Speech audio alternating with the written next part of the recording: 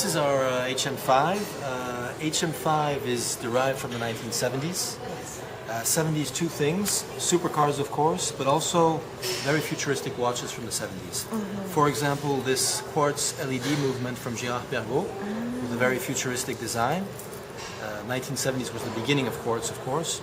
Or a very interesting mechanical timepiece, which was called the Amida Digitrend. This is not very famous, except from watch lovers, watch collectors. The company no longer exists. They went bankrupt a few years later, but a piece we've always liked very much. So if you take some of this inspiration, plus supercars from the 1970s, you get our HM5, which looks very much like a sports car with these flaps, with the aerodynamic shape. Inside, of course, is an automatic movement, mechanical movement with the rotor on the back, which you can see there. And on the front, an interesting display with jumping hours and minutes here on the right. A bit like a dashboard of a car. The flaps actually open, so with this lever I can open those flaps. That allows light into the movement, and when light goes into the movement, it will charge the numbers on the discs for hours and minutes to light up and glow in the dark.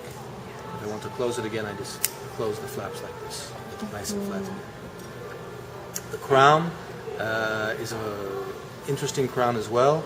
It's, as you can see, it's been hollowed out for lightness, very sort of industrial design as well. And the last thing I should say is the case. It's in fact two cases. This is the external case, and inside is an internal waterproof, shockproof compartment in stainless steel. So it's two cases in one. When you open those flaps, water can get in between the cases, and that's why at the back here we have two exhaust ports which allow water to drain back out of the case. So that's a very interesting construction for a timepiece. So it can water, how much for water resistance? 3 atmosphere, 30 meters here. Exactly. And the last thing I should say maybe is the display itself. That's done thanks to a sapphire crystal prism or lens.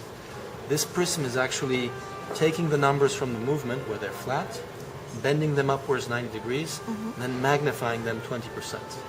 So it's really like an optical lens combined with a mechanical movement inside.